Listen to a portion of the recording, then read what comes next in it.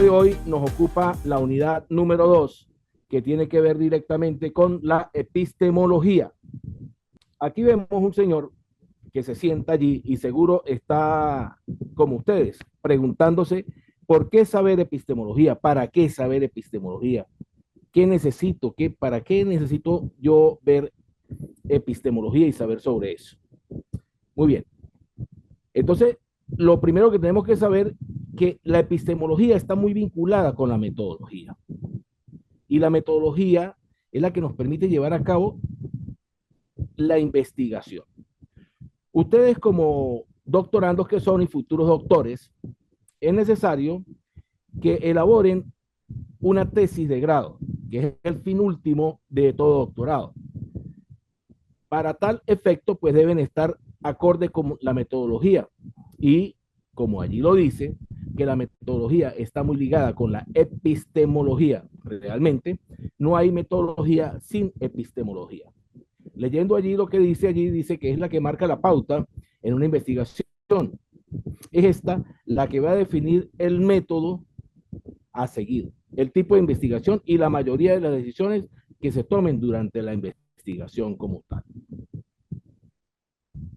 Vamos a recordar lo que vimos en el encuentro anterior, donde definíamos qué era epistemología.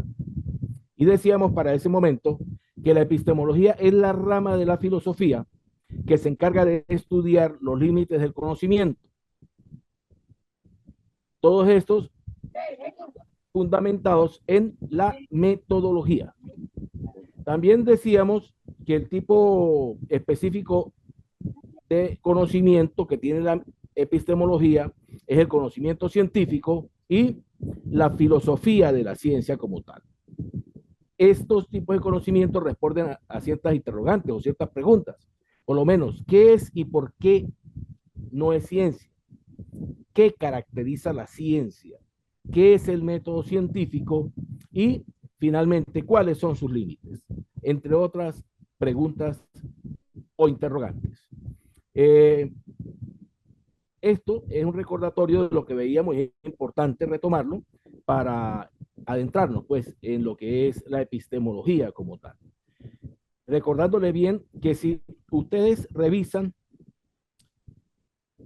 y adquieren conocimiento suficiente sobre epistemología, van a elaborar de una mejor manera su tesis doctoral, ya que la epistemología, como allí lo dice, es la que le da la metodología para hacer esta investigación. ¿Qué busca la epistemología? La epistemología inicialmente busca la verdad del fenómeno que se está ocurriendo, ¿sí? De la situación. También busca la realidad de ese fenómeno que se está ocurriendo. Busca la objetividad, que es algo extremadamente importante en toda investigación, pues el punto de vista o la postura del investigador puede cambiar de una manera drástica la investigación. Busca la justificación, justificar ese fenómeno y justificar cuáles son sus causas. En la epistemología encontramos una relación y esta relación es la relación sujeto-objeto, que va de esa forma, ¿no? De esa manera exactamente, del sujeto al objeto específicamente.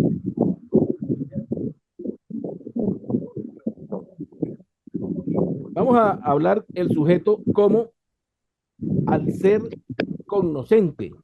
Ese es el sujeto, mientras que el objeto es todo proceso o todo fenómeno mediante que el sujeto se desarrolla. ¿Sí? Entonces, esta relación, como la decíamos anteriormente, es sujeto-objeto en esa dirección, no objeto-sujeto, sino sujeto-objeto. Como decía, el objeto es todo proceso o fenómeno del sujeto para desarrollar su actividad cognoscente o cognoscitiva.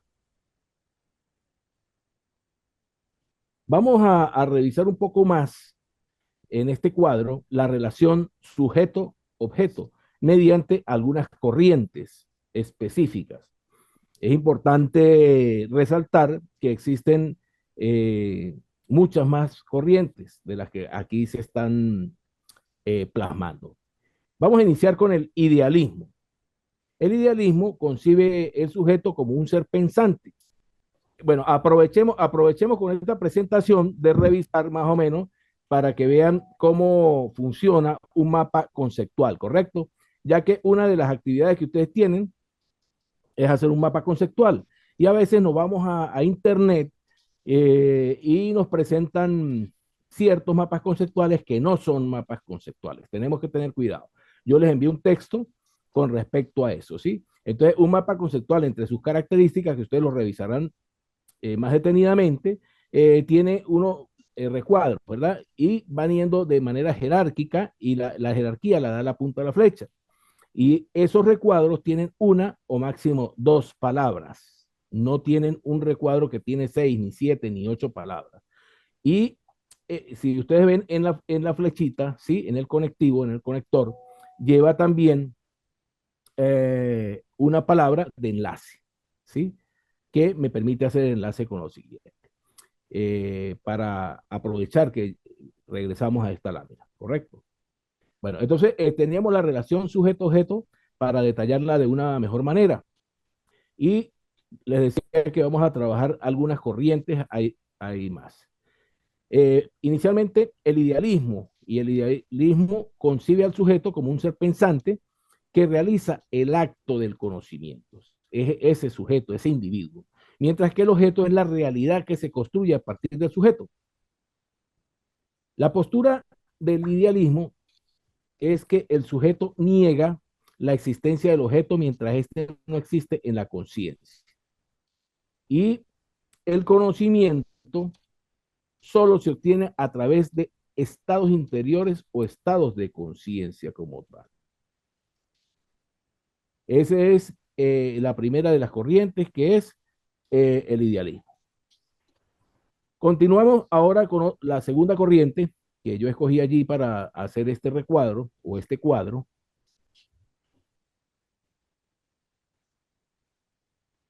que es el materialismo. El materialismo concibe al sujeto como un ser que construye su conciencia a partir de un nivel superior de organización de la materia.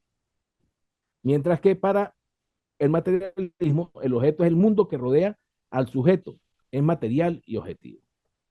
Si ustedes observan, en cuanto al objeto, la primera corriente, el idealismo y el materialismo, es el objeto del idealismo es la realidad que construye a partir del sujeto, mientras que en el materialismo es el mundo que rodea al sujeto. La postura del materialismo es que la materia es lo primario y la conciencia y el pensamiento son consecuencia de esta materia. Y el conocimiento es producto de un proceso como tal. En el realismo, la corriente percibe al sujeto tal y como existe en la realidad y construye a partir de esta el conocimiento. Para el realismo, el objeto existe independientemente del sujeto y son percibidos por el sujeto en rigor de lo que son. La postura destaca la prioridad del objeto respecto del sujeto y pone en evidencia la actitud activa de la conciencia en el acto a conocer, y el conocimiento es el objeto del conocimiento. El objeto del conocimiento es independiente del objeto. Ya el niño comió. Nada. Pregúntale que se le da un huevo. ¿Aló? Sí, mira, pregunté por ¿Cómo? ¿Les escucho? Al parecer otro micrófono abierto sin... Sí, profe, Sí, qué pena, profe, alguien lo dejó alguien abierto. se equivocó allí. Bueno, está bien, no hay problema. Seguimos entonces. Finalmente, la corriente fenomenología percibe al sujeto como parte de la experiencia intuitiva y evidente del sujeto, mientras que el objeto se muestra de una manera más original y más patente como tal. En cuanto a la postura, determina la esencia de los fenómenos que surgen a partir de dicha relación Y el conocimiento es la estructura de su conciencia que permite captar el conocimiento para referirse al objeto fuera de la misma. Revisando este cuadro y revisando solo estas cuatro corrientes, la idea es ¿sí? que cada corriente percibe al sujeto de forma diferente, igual el objeto, ¿sí? Sin embargo, siempre hay esa relación de sujeto-objeto en todas y cada una de las corrientes y, por supuesto, filosóficas que existen allí, ¿sí? Y cada uno, pues, por supuesto, tiene o fija una postura y entiende cómo se construye el conocimiento. Vamos a cerrar los micrófonos, por favor. Cerremos los micrófonos. La profe Rosa tiene abierto el micrófono. Sí, creo que Lenny también, no sé. Cerrémoslo para que con esos inconvenientes que hemos tenido de audio, entonces pues yo pienso que es que estamos en problemas otra vez con el audio. Entonces, como les decía, la idea de este cuadro es que ustedes perciban que cada una de las corrientes eh, percibe, ¿sí? O el sujeto y el objeto de una manera diferente. Vamos a revisar ciertos conceptos que son muy importantes a la hora de tomar posición, ya que se toman a veces por algunos autores como sinónimos, como que significan lo mismo. Y estos conceptos son inicialmente la corriente, que en algunos casos dice que corriente es igual que el modelo y a su vez que es igual que el método. Bueno, vamos a revisar qué es una corriente mediante un mapa conceptual. Y decimos que una corriente es una agrupación de pensadores, por así decirlo, o de personas, ¿verdad? Que comparten tanto ideas como pensamientos y tendencias. Ese es lo que es una corriente, es una agrupación. ¿Qué es el modelo como tal? El modelo es una vista de la realidad que se está estudiando como tal. Del conocimiento, mediante los fenómenos, el por qué y el cómo. Usamos estos dos conceptos como tal. Nos damos cuenta que distan muchos entre sí, son diferentes. Por lo tanto, corte y modelo no pueden ser llamados o tomarse como sinónimos. Y tenemos que decir que son diferentes. Corriente y modelo son diferentes. Revisemos ahora el método. A ver. Y decimos que el método son las estrategias, las técnicas o los procesos los procesos de recolección. ¿De recolección de qué? De datos y evidencias para el análisis de manera tal de descubrir la información y de crear el entendimiento como tal del tema. Entonces ya vemos aquí arriba que hay que cambiar esa igualdad y tenemos que colocar que son diferentes. Entonces aquí concluimos que corriente, modelo y método son diferentes. No se pueden tomar como sinónimos ni como cosas iguales, ¿verdad? Si lo revisamos de esta manera, el método depende del modelo y a su vez el modelo depende de una corriente.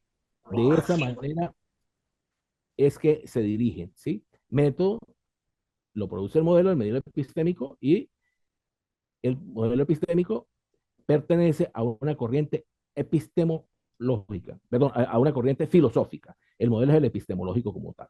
El tema 3 que vamos a tratar tiene que ver con los modelos epistemológicos. Vamos a revisar dos conceptos más, que son paradigma y el enfoque. Regularmente en las tesis de grado, en las investigaciones, el capítulo 3 nos da el camino metodológico a seguir, ¿sí? Que lo llamamos capítulo 3, la metodología. Y muchas veces, y bastantes veces, vemos cómo allí colocan que paradigma y enfoque es lo mismo. estamos claros que están relacionados. El paradigma está relacionado directa y estrechamente con el enfoque, pero no es lo mismo, y ya lo vamos a ver aquí. Me estoy adelantando porque aquí le coloco igual, porque eso es lo que dicen algunos autores y lo que colocan. Como consejo, la parte metodológica, que es importante dar estos tips, ya que ustedes van para allá, es que revisen bien eh, todos estos aspectos, tanto metodológicos como epistemológicos, ya que a veces nos guiamos por unas tesis anteriores con errores, con errores. Entonces, paradigma.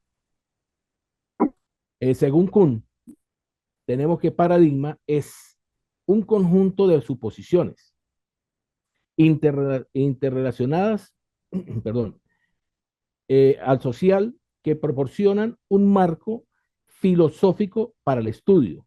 ¿Para el estudio de qué? Del mundo. Eso es el paradigma como tal, ¿sí? Por eso es que hablamos del paradigma positivista, del paradigma fenomenológico, del paradigma sociocrítico, y por allí están surgiendo un cuarto paradigma y a lo mejor alguno más, ¿no? Pero esos tres son los que tienen más fuerza. Ya los vamos a revisar. Mediante enfoque. Enfoque es la estrategia o la técnica o la herramienta que utiliza un investigador o se utiliza en una investigación y que nos permite analizar los datos obtenidos. Por lo tanto, ya desapareció la igualdad, porque fíjese la diferencia entre paradigma y enfoque, ¿sí? Es un conjunto de suposiciones interrelacionadas entre sí, mientras que el enfoque son estrategias técnicas y herramientas que se utiliza en la investigación como tal. Entonces, el enfoque va de la mano con el paradigma. Hago otra pausa para mostrarles otro tipo de mapa conceptual, ¿sí? El mapa conceptual regularmente parte de una idea principal y de allí se va ramificando, ¿sí? Por ejemplo, en este caso va de arriba hacia abajo, ¿sí? Forma lineal, vamos a decirlo, pero puede ser de forma ramificada. Vamos a revisar un cuadro más para entender más lo que son estos paradigmas como tal. Vamos a revisar y tenemos que los paradigmas que tenemos formalizados. Este cuadro es del Belkis Ramírez, de allí lo extraje en su momento, y nos presenta tres paradigmas. El paradigma positivista, también llamado analítico, naturalista, acrítico, analítico, instrumental. El paradigma interpretativo, también llamado fenomenológico, naturalístico, comprensivo, hermenéutico, sujeto céntrico. Y el sociocrítico, que es el último que conseguimos acá, llamado así, simplemente sociocrítico. Vamos a revisar todos y cada uno de estos paradigmas, estos tres paradigmas, ¿sí? Inicialmente vamos a ver la base filosófica en que se fundamentan estos paradigmas. Tenemos inicialmente la base filosófica en que se fundamenta el positivismo, es, como su nombre lo indica, positivismo, el positivismo lógico o el neopositivismo. En cuanto a la interpretativa fenomenológico, es el fenomenológico, y en cuanto a la crítica, es la teoría crítica marxismo o teoría de la liberación. Esos son los tres paradigmas que tenemos allí.